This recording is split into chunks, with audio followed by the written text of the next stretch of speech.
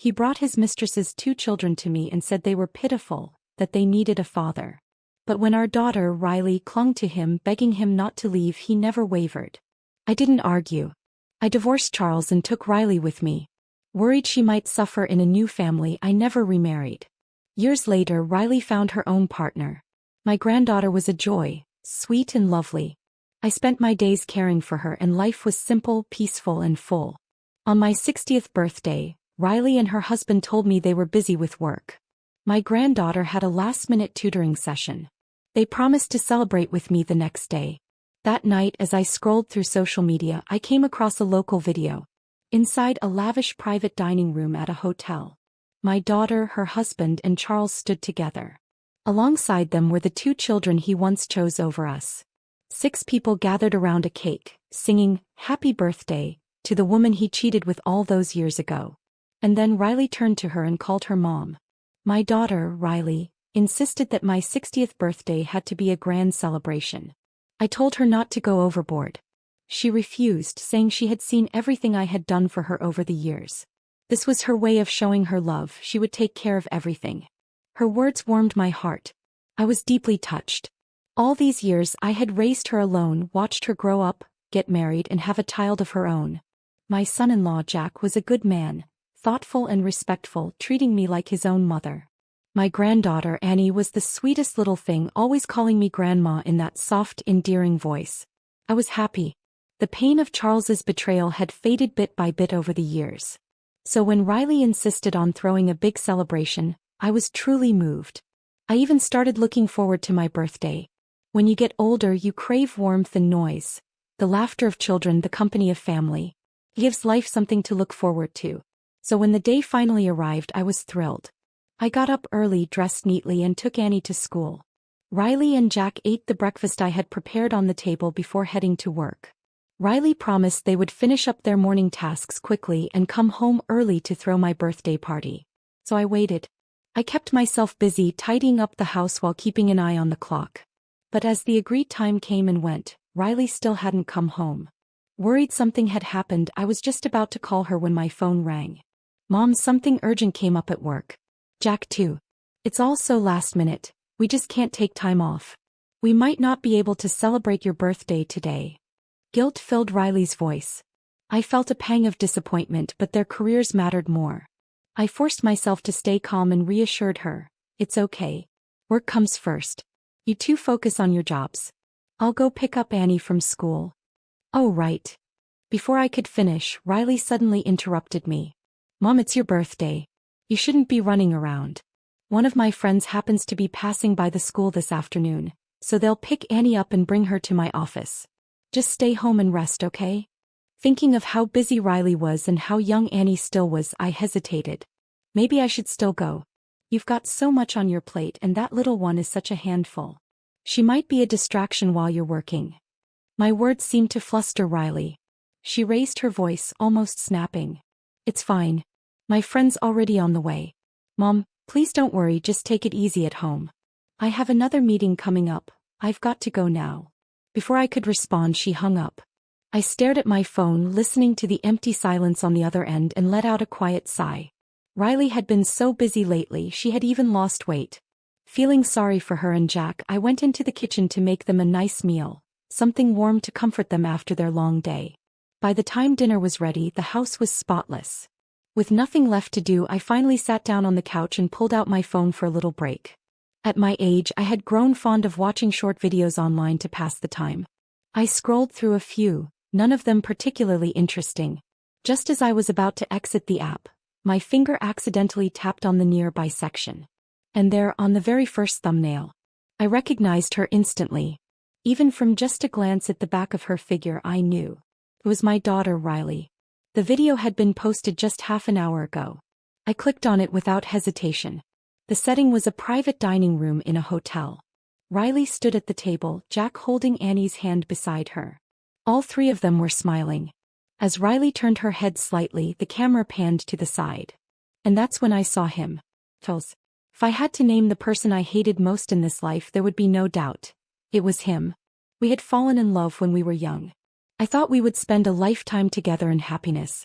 Then in the 10th year of our marriage his first love's husband died in a tragic car accident, leaving behind a grieving widow and 2 young children. At first Charles helped them in secret, slipping money their way behind my back. When I found out, we had a terrible fight. His face turned red with fury as he called me heartless. And then not long after he stood before me holding his first love's 2 children in his arms, divorce papers in hand. "David and Susan are too young," he said. "They need a father." So he was leaving me. To be with her. To be a father to their children. Our daughter, Riley, had clung to his leg that day, sobbing uncontrollably, pleading for him to stay.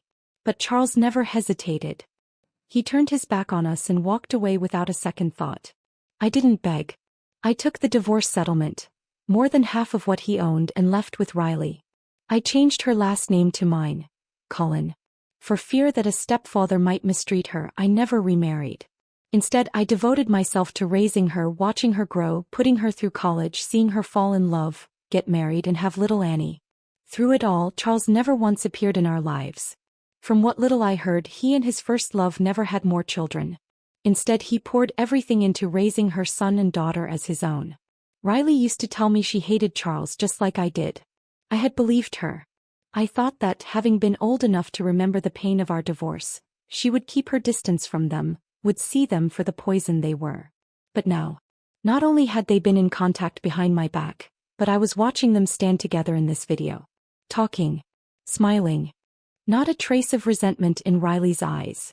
And then she started the song. "Happy birthday to you." Jack clapped along, Annie joining in, her tiny hands keeping rhythm. That pair of children Charles had chosen over us, David and Susan, stood beside them singing as well. And at the very center of it all, surrounded by them like a queen at court, was her, Catherine, Charles's first love. She was still radiant, dressed in an elegant gown, a vision of effortless grace. She was pampered, cherished, and celebrated, still living like a princess. I had almost forgotten. She and I were born on the same day. But the cruelest part of all, the daughter I had given everything to, the daughter I had sacrificed my life for, stepped forward after the song, wrapped her arms around Catherine, and whispered with a soft, affectionate smile, "Happy birthday, Mom." My phone slipped from my hand and crashed onto the floor, but the video kept playing on loop. My chest tightened with a dull ache, not just from pain but disbelief. I wanted to find an explanation, something to make this make sense. Riley, my Riley, the daughter who had clung to me since childhood, who had witnessed her father's cruelty firsthand.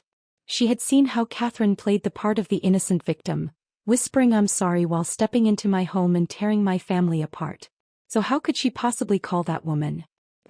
I sat frozen on the couch, unable to process it, until the sharp, acrid scent of something burning filled my nose. I had left it simmering on the stove. I rushed into the kitchen and turned off the heat, my mind still clouded. In my distraction, I reached for the pot without thinking. The scorching metal seared my fingers, leaving a bright red burn across my skin. I was about to run my hand under cold water when the doorbell rang. When I opened the door, a delivery driver stood there holding a cake. A cake I had ordered myself. A small one. Getting older makes you sentimental. After Riley's call, I had placed an order online. Just a little cake, something to mark the day. If no one else was going to celebrate with me, I could still celebrate on my own. I set the cake on the coffee table and placed a few candles on top. Pressing my hands together, I closed my eyes and made a wish. I had already decided on my wish earlier. I wished for my Riley to live a life of happiness and ease. For Jack to love her wholeheartedly. For my precious Annie to grow up healthy and bright. That was the wish I had planned to make. But now, the moment I shut my eyes, all I could see was Riley lying to me, telling me she had to work late while she, Jack, and Annie celebrated Catherine's birthday instead. That video flashed in my mind. Catherine surrounded by them, basking in their love, the warmth of a real family. Unlike me. Alone. Sitting in a silent house like a fool. Like a joke. My own flesh and blood, someone I had carried, loved, and sacrificed everything for, had become the knife that cut me the deepest. It hurt too much. Tears spilled down my cheeks before I could stop them. Wiping them away, I made a new wish. I wish that in whatever time I have left, I can live for myself. To be happy. Truly happy. For so many years, every wish had been for Riley, for her family. Never once for me.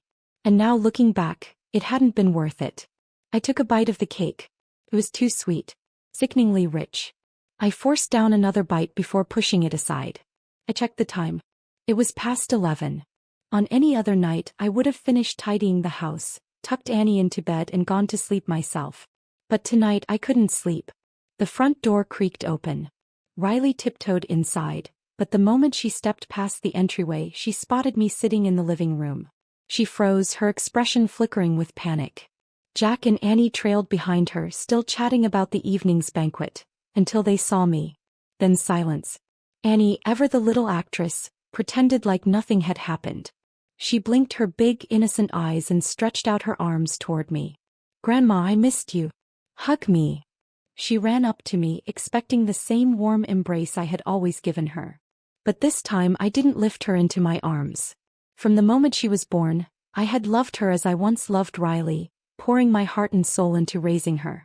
Jack had no parents and both he and Riley worked demanding jobs.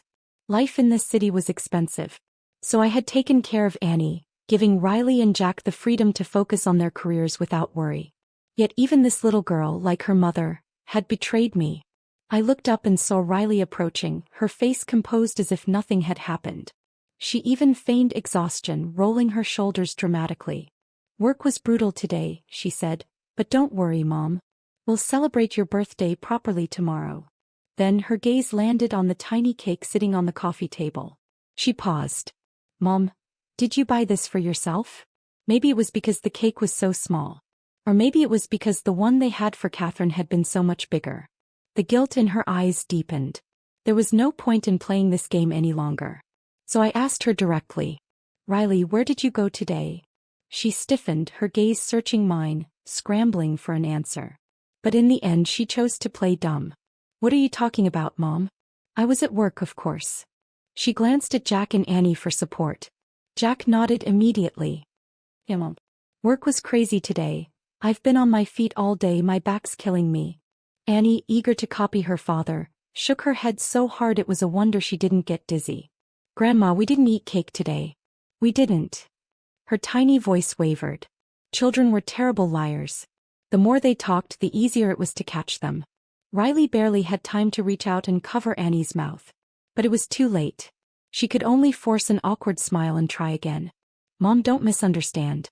Annie got restless at my office, so I bought her a little cake to keep her occupied." The lie was pathetic. The disappointment in my chest settled like a heavy stone. Without a word, I pulled out my phone, found the video and tossed it onto the table in front of her. She froze. Her lips parted as if searching for an excuse, but no words came. Then with a sigh she sank onto the couch beside me, all pretense crumbling. There was a defiant edge in her voice when she finally spoke. "Mom. It's been so many years. I know you hate Dad, but he's still my father. For your sake, I've barely seen him all these years. Haven't I done enough? You're not young anymore. Why can't you let this go? And even if you can't, why drag me into it? Every year on your birthday, have I ever not been here for you? Catherine's birthday is on the same day as yours. She never says it out loud, but she wishes our family could be whole again. So I thought, what's the difference? We all live together, so why not celebrate hers first and yours tomorrow? Mom, you're getting old. Stop being so childish. Jack and I work hard every day and honestly, it's easier for me when I spend time with Dad. But look at you acting like this. Can't you think about me for once?" Her complaints hit like ice against my already frozen heart. I looked at her carefully. "So, you're saying I've been stopping you from reconnecting with your father?" She looked away, saying nothing. I studied her face.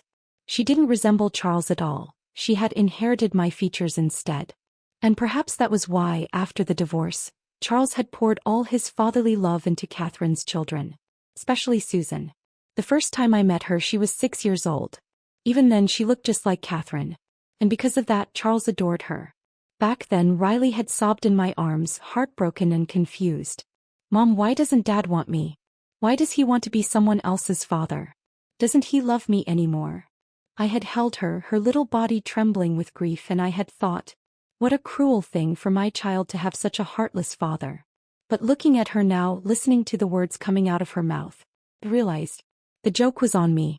Riley didn't seem to notice the shift in my tone. Instead, she clung to my arm and whined like she always did. Mom, that's not what I meant. But think about it, Dad's old now. No matter what happened in the past, I still carry his blood in my veins. Isn't it time to let go of the resentment? And Catherine, she's actually a really nice person. Back then, she took Dad away because she was worried about her siblings growing up without a father. But she apologized to me, Mom. She even buys me gifts and treats me like her own daughter. So why keep holding on to something that happened so long ago?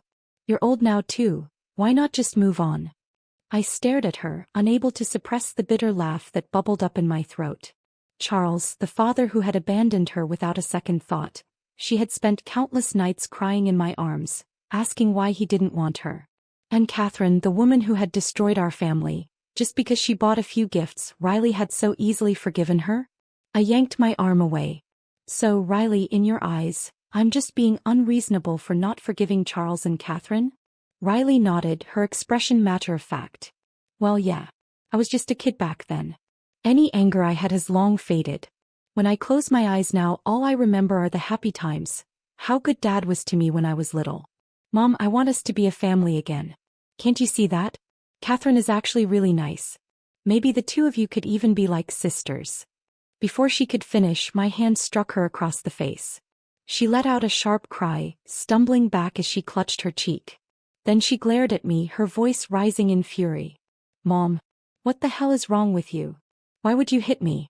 No wonder Dad preferred Catherine. She's gentle and sweet, not some bitter old woman who can't let go.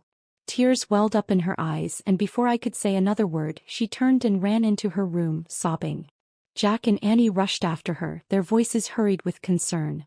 The door wasn't fully closed, and I could still hear their muffled whispers from inside. She's getting senile. Hanging on to some ancient grudge forever. No wonder she got dumped. What a cranky old hag. And more. Words spoken by the daughter I had loved for half my life. At that moment, something inside me finally broke. I stood up, went to my room, and began packing my things. For years, Riley and Jack had worked hard, but with housing prices so high, they were still paying off their mortgage. I had felt sorry for them, so every month I helped cover their expenses. Not just their mortgage, but also utilities, groceries, even Annie's art lessons. I paid for it all. But now that I was leaving, I wouldn't be giving them another cent. Whether they could afford their home without my support, that was no longer my concern. What Riley didn't know was that I had another property, one I had never told anyone about. I had bought it long ago just in case. I had been wary of Jack, afraid that one day he might betray Riley the way Charles had betrayed me. So I kept the house in my name, planning to leave it to Riley after I was gone. But now that was unnecessary. That house would be my refuge. With my remaining savings, I could live comfortably on my own. When I stepped out of my room, Riley was still crying. The small cake on the coffee table sat untouched, the candles never lit. Everything looked so pitiful. So I grabbed my suitcase and without hesitation, I walked out the door. By the time I settled in, it was already 3 in the morning. I took a shower and lay down in bed. When I checked my phone, there wasn't a single missed call. Not one unread message. She was my daughter, the child I had raised for over 20 years. And yet, nothing. The thought made my heart ache. But maybe pain was a good thing. It would stop me from second-guessing myself, from foolishly convincing myself to turn back. I canceled my usual morning alarm. Then I turned off the lights, pulled the blanket over me, and pushed all unnecessary thoughts from my mind. So I didn't sleep well. My dreams kept pulling me back to the past, to the years when Riley and I had only each other. Back when Charles was determined to divorce me. Even though I walked away with most of his wealth, Riley was still too young. The betrayal had shattered her little world. She was so traumatized that she couldn't even go to school for a while. I had no choice but to quit my job and stay home with her. She was restless at night, waking up screaming from nightmares, crying out for her father, for me, begging us not to leave her.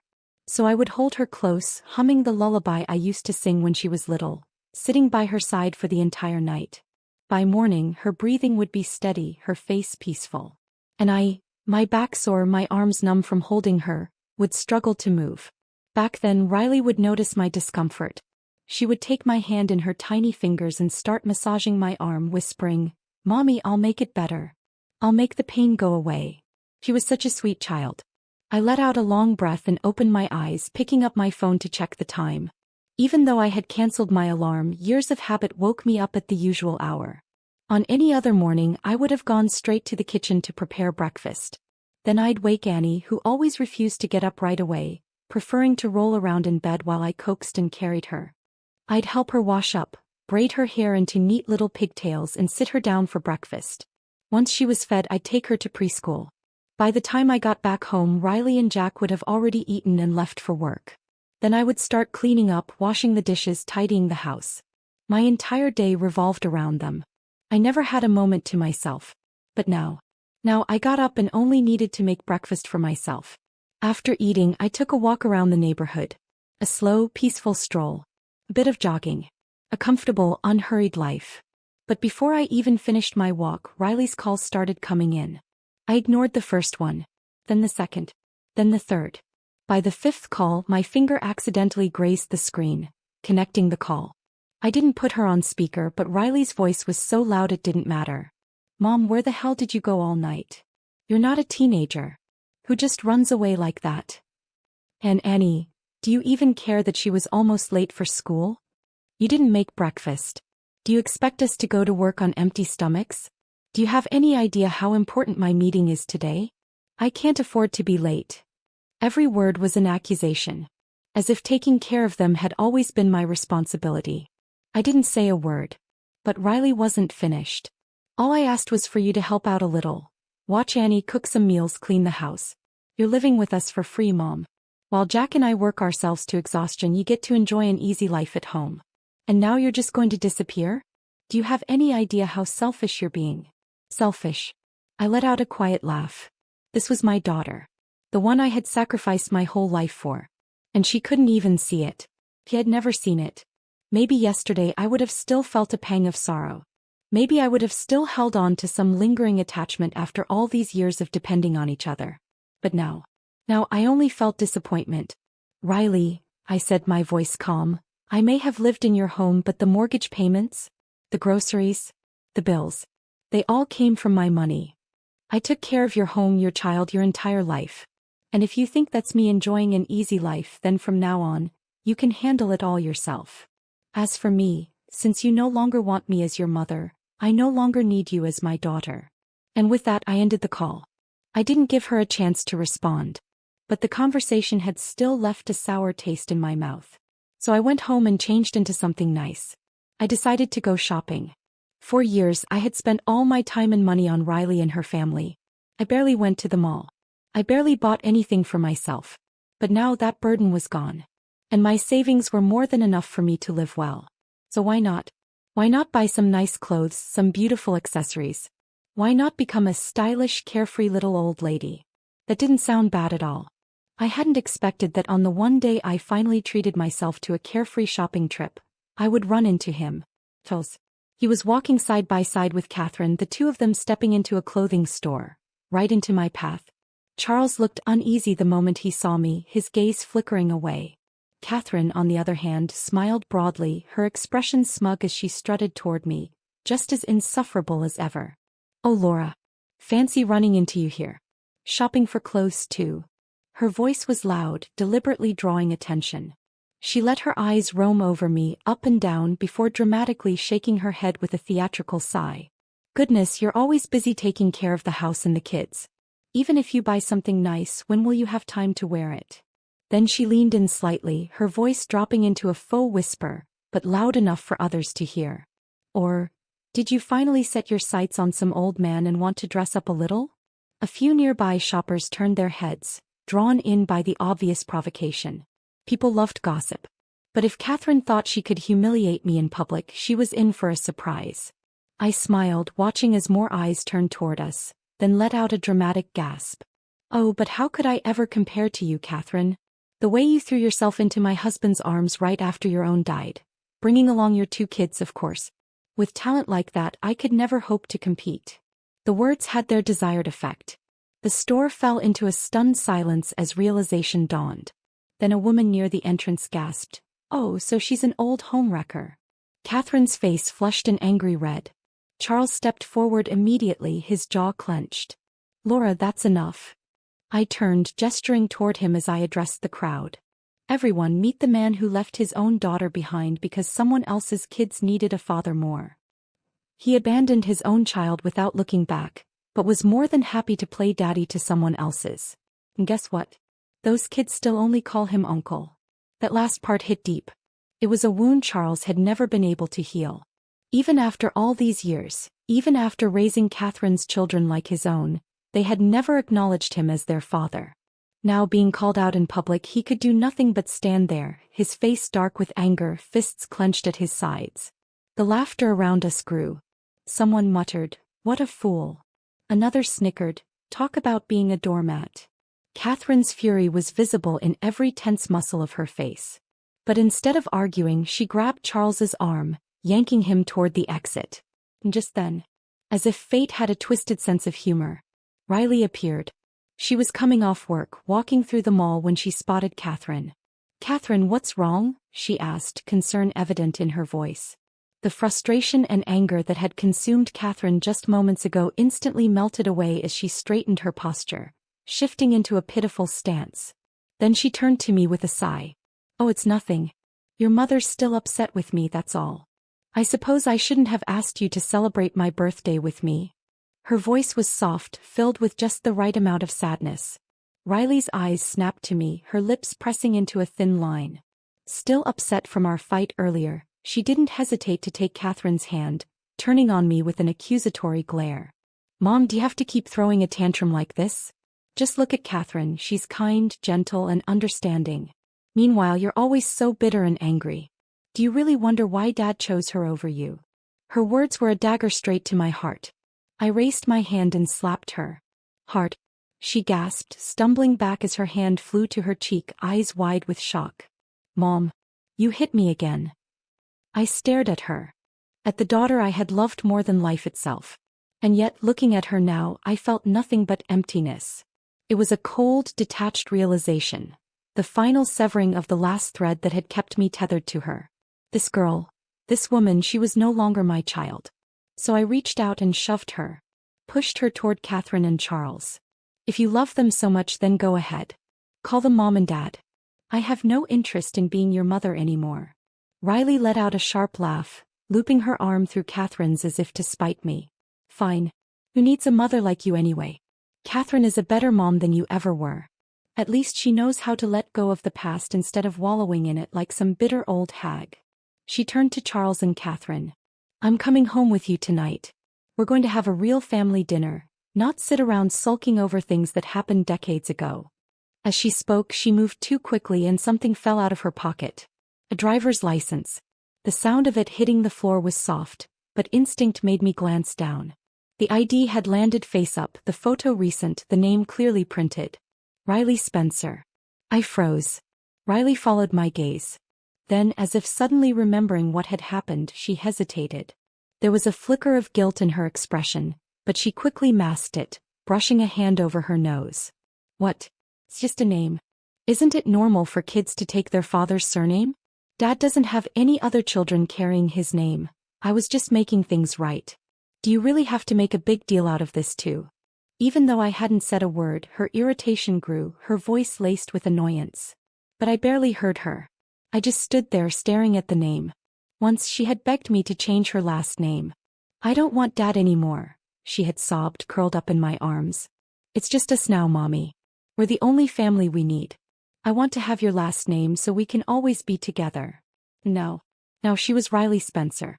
She had erased the last remaining tie between us. I lifted my hand and waved her off. My voice was calm, devoid of emotion. "Do whatever you want. Your name, your life. It has nothing to do with me anymore." Because I had finally made my decision. I was done being her mother. She had long become an adult now. If this was her choice, then let it be. I would not let anyone bothering me ever again. On the way home, I blocked Riley's number. Every contact. Every connection. Severed. Then I checked my savings, glanced at my recently deposited returns from my investment fund, and immediately booked a group tour online. For years I had poured everything into Riley. So many beautiful places in the world. I had never seen them. She used to promise me, "When I grow up, Mom. When I graduate, Mom. When I find a job, Mom. When I get married, Mom. When I have kids, Mom. When the kids grow up, Mom. I waited. Year after year, promise after promise. But that day never came. Good thing though. I didn't need to wait anymore. I saw mountains. I stood by the ocean. I breathed in fresh air without worrying about getting home in time to cook dinner. And I met Vanessa. She was in the same travel group as me. Like me, she had spent her whole life dedicated to her family. Her only wish had been to travel, to see the world with her husband and children. But they called her selfish. At your age, you should be home taking care of the grandkids, they scolded. What's a woman your age running around for? Have some shame.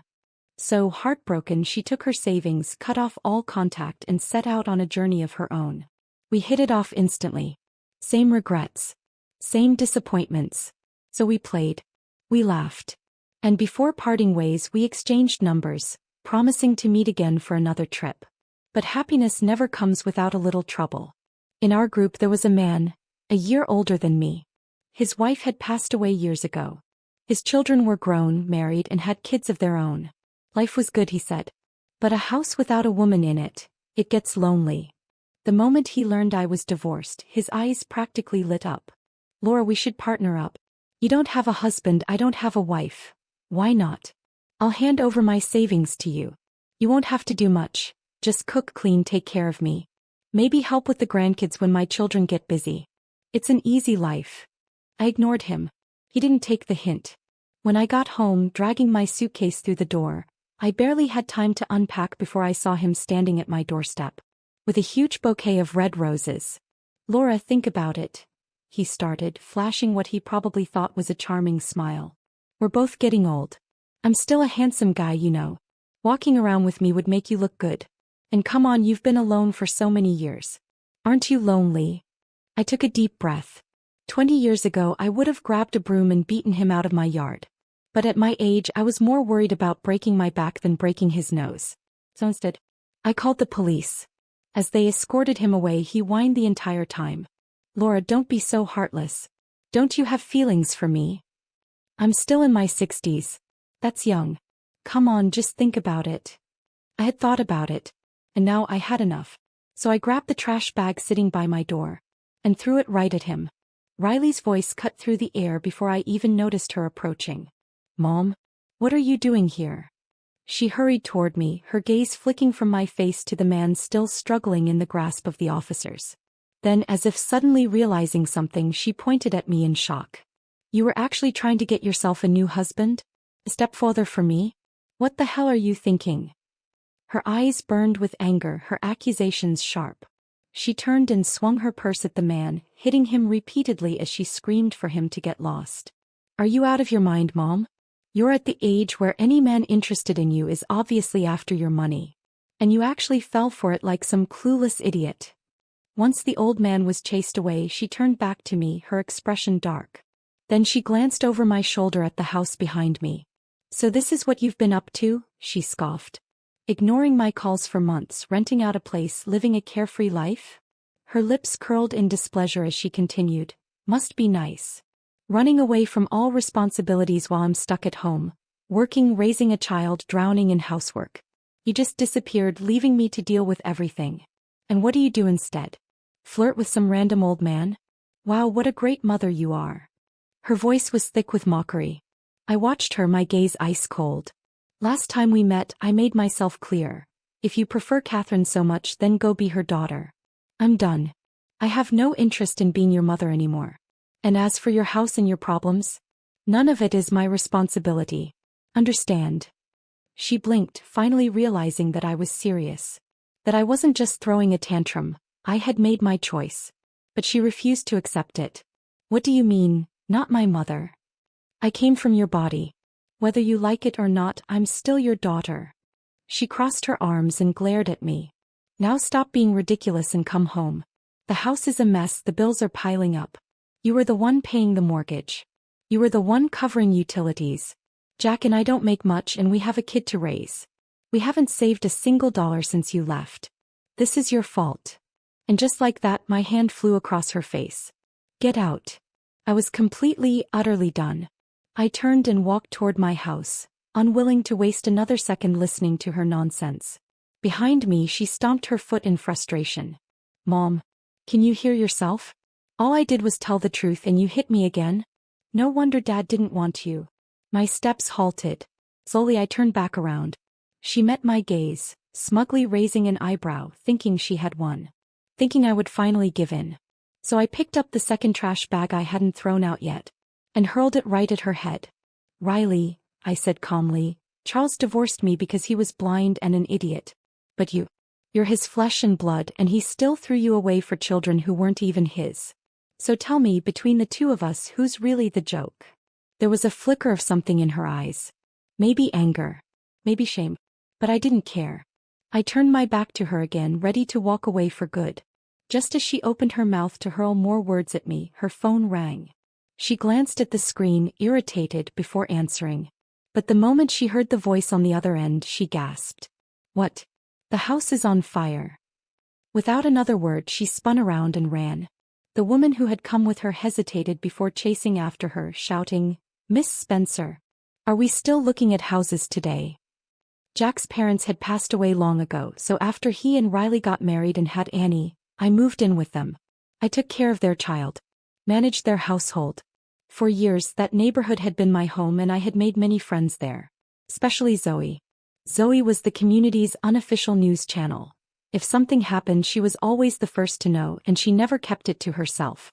So, unsurprisingly, within half an hour of the fire at Riley's house, Zoe was video calling me. We had always gotten along well. Even after I moved away, she would check in from time to time, reminding me that if I ever needed help, I only had to ask. So I picked up. The moment the call connected, Zoe's grinning face filled the screen. She turned the camera, pointing it at Riley's burned-out apartment window. Laura, your ungrateful daughter finally got what was coming to her. She laughed, then launched into a full report on everything that had gone down these past few months. Apparently, after I left, Riley couldn't find me. Between that and the multiple slaps I had given her, she had been fuming. And, fueled by that resentment, she had gotten even closer to Catherine. Now, Catherine's two children weren't exactly what you'd call decent human beings. David was a good-for-nothing. Never liked school, never liked working, spent his days loafing around, doing nothing. Susan, no better. She wasn't interested in working either. Her goal in life was to find a rich man and marry up. So when Catherine saw that Riley had managed to buy a big house, even if it was still under mortgage, she figured that was good enough. And just like that, she dumped her two kids on Riley. Since we're all one family now, Catherine had said, they should spend more time together. And of course David and Susan had no shame. They started showing up at Riley's place every other day, empty-handed when they arrived, with an armful of food and alcohol when they left. David even started inviting his gang of low-life friends over for parties, turning the house into a disaster zone. Jack had put his foot down. He and Riley had fought over it. But David didn't give a damn. And then came tonight. David had snuck his friends over again. They got drunk. One of them passed out on the couch, cigarette still burning between his fingers. Right next to an open bottle of alcohol. A single careless movement. The cigarette dropped. The liquor spilled. And just like that, the whole house went up in flames. Jack had just come home from work when he saw thick black smoke billowing from the windows. David? The bastard ran outside first. And when he saw Jack, did he show even an ounce of shame? No. He cursed him out. Blamed him for having a crappy house. Said it was Jack's fault that he had almost died. And, get this, demanded that Jack pay him compensation. Jack lost it. A full-blown fight broke out right there in the street. Neighbors came to break it up, but neither man would back down. Then Riley arrived.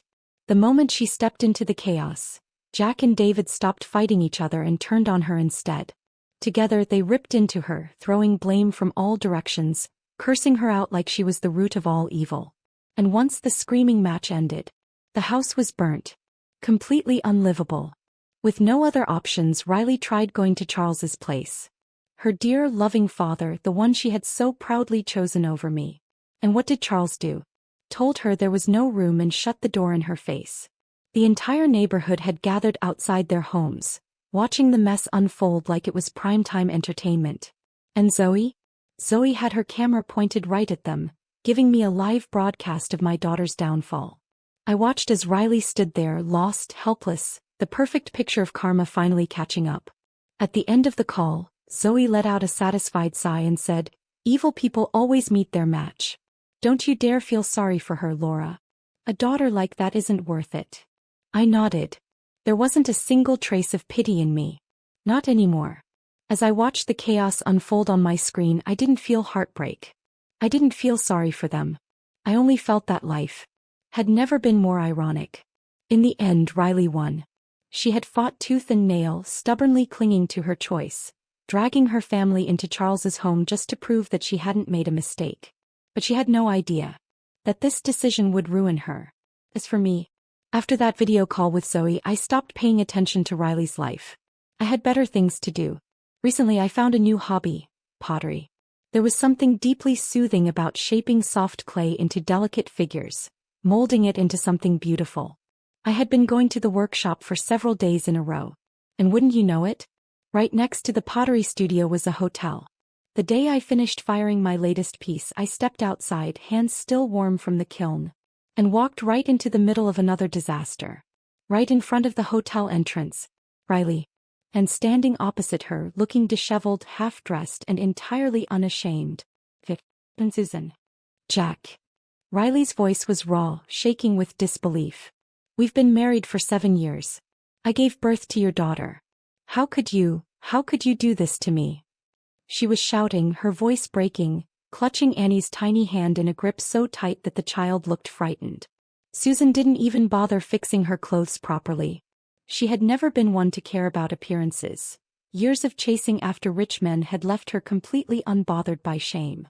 Even now, in front of the growing crowd, she smirked and leaned into Jack's arms, making herself comfortable. "Oh, Riley, come on. You've turned into a frumpy old housewife. No job, no social life. Just stuck at home wiping snot and cleaning up after a brat all day. How could Jack not get sick of you?"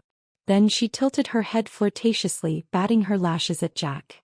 "Tell me, baby, would you rather be stuck with her or be with me?" Riley's body trembled. She looked at Jack, desperate, still searching for something. An explanation, a reason, a denial. But Jack didn't even flinch. "Dad," he scoffed. "Why are you making such a big deal out of this, Riley? You should have stayed home with the kid. What are you even doing here? What man doesn't cheat?" Then he sneered. "Your own father did it, didn't he? He left your mom and ran off with another woman. And you," he jabbed a finger at her, "forgave him. Hell, you even started calling that woman mom. Sis. So if you could accept it back then, why the hell can't you accept it now?" Riley's face went deathly pale. She shook her head over and over. Jack, how could you say that? How could you say that?" She lunged for him, trying to hit him, but Jack merely shoved her aside. He tightened his arms around Susan, looking down at Riley as if she were nothing but a pathetic joke. "Riley, let's not kid ourselves. Did you really think your father took you back because he loved you? Please. If I hadn't been making good money and bought that house, he wouldn't have given you a second glance. The only reason he accepted you again was because he wanted more money for David and Susan. And you," he let out a dry laugh, "you fell for it like an idiot. But hey, at least you did one thing right." He ran a hand down Susan's back. "Susan's a lot more fun than you. So let's cut the act. Let's get divorced. I don't want the kid, you take her. We'll split the money and go our separate ways. And since you were so supportive of your mother's fate, I'm sure you won't mind following in her footsteps. Right?" One blow after another, each word stabbing into Riley's chest like a knife. Her hands clenched into fists, her entire body trembling violently. Tears streamed down her face, her breathing ragged, on the verge of completely breaking apart. Meanwhile, Susan simply smirked. She casually flipped her hair before bending down to look at Annie. "Sweetheart," she cooed, "don't you think your mommy's overreacting? Grown-ups do this kind of thing all the time. She's making such a fuss over nothing." Riley's head snapped up, eyes wide with fury. "Don't touch my daughter." She lunged forward, yanking Annie away. But in her panic, her grip was too rough, too tight. Annie screamed. Tears welled in her little eyes as she fought against Riley, her tiny hands slapping at her arms. "You're a bad mommy. I don't want you." Riley froze. "Annie," she choked. "I'm your mother. I gave birth to you. I raised you. How can you say that?" She lifted her hand, whether to grab her, to scold her, to discipline her. But before she could, Annie bit down on her wrist. Hard. Riley gasped in pain. And Annie ran straight into Susan's arms. Then she turned and glared at Riley, face scrunched up in anger. You're always mean to me. I don't want you. I want Susan to be my mommy. Silence. Everything stopped. Riley stood there, shaking, eyes glassy with shock. And then, her gaze met mine. For a single moment, time seemed to freeze. Her face twisted into something unreadable. Pain. Realization. Maybe, just maybe. For the first time she understood. The cruel, unforgiving irony of it all. She had become me. Everything she had done to me, every wound, every betrayal, had come back. And now she was the one being cast aside. Just like she had once cast me aside. After an entire day of gathering information, Zoe flooded my phone with dozens of messages. Most of them just confirmed what I had already seen firsthand. Ever since their house burned down, Riley, Jack, and Annie had been living at Charles's house. But the tension between Riley and Jack had been simmering for a long time. Without me there, they had no one to handle school drop-offs and pickups. In the end, Riley had quit her job to stay home with Annie full-time. Meanwhile, Susan had her sights set on Jack's income. One thing led to another, flirtation, temptation, until finally they fell into bed together. And Charles and Catherine? They knew. And they helped cover it up. Even Annie had walked in on them a few times. But a lollipop was enough to buy her silence. Riley lost everything. Jack abandoned her for Susan. Her home was gone. Charles and Catherine offered her nothing, not even a place to stay. But worst of all, Annie, her own daughter, cried and screamed to stay with Susan. She refused to go back to Riley. Riley had been completely, utterly discarded. At first she refused to accept reality. She had gone to Charles, but he avoided her like the plague. You're an adult now, he had said coolly. Figure it out yourself. She had gone to Catherine. The same woman she had once called Mom, with so much warmth. But this time, Catherine wouldn't even let her through the door. Her voice was cold, dismissive. I only recognize David and Susan as my children. You're nothing but an outsider. Finally, he understood. She had never been family. She had only ever been a pawn. She wandered the streets, lost and broken. Until she remembered. There was still one place left to go. Her mother's home. That night, Riley stood outside my door, exhausted and hesitant. Maybe she had finally realized how cruel she had been. She had lied to me. Betrayed me.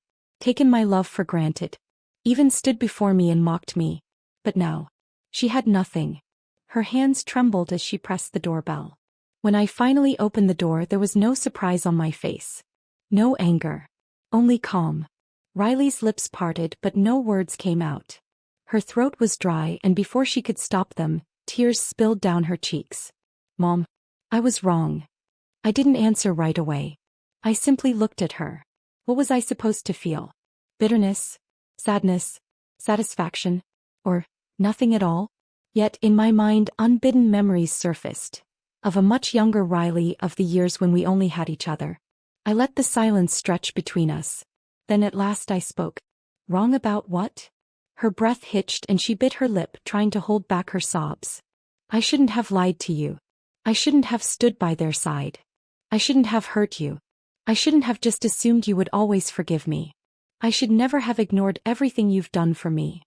She went on, confessing her every mistake, apologizing over and over, as if she could rewrite the past through sheer regret. I let her speak. I didn't interrupt. And when she finally fell silent, I said nothing. I simply stepped aside, leaving space for her to enter. Come in. From that night on, Riley never tried to force my forgiveness. She knew she had lost that right. The only thing she could do now was prove herself. She moved in quietly, without protest, without complaints. She didn't demand that I love her like before. Instead, she started learning. She learned how to cook, how to clean, how to listen, how to care for me, just as I had once cared for her. She no longer expected me to welcome her with open arms. She simply stayed. And as the days passed, so did the walls I had built. I still acted cold. I still kept my distance. But the resentment I once held, it wasn't as strong as before. One morning after returning from a walk, I passed by a bakery. On a whim, I bought a box of Riley's favorite pastries. I didn't say anything when I placed them on the table. Just left them there. But when she saw them, her hands trembled and fresh tears welled in her eyes. Maybe I hadn't truly forgiven her. Maybe I never would. But at least, I was willing to give her a chance. Years later, Riley had rebuilt her life. She had found stability in her work, regained her independence, and eventually she moved into a small apartment of her own. Not too far. She still visited me regularly. She brought fresh flowers, handmade treats, walked with me in the evenings. For the first time, our relationship was no longer one-sided. No longer just me giving and her taking. We had found a balance. That day she arrived with a tray of homemade cupcakes. As she placed them on the table, I took a bite of one and nodded slightly. Not bad. Across from me, Riley's lips curled into a soft, genuine smile. He knew. We could never go back to what we were.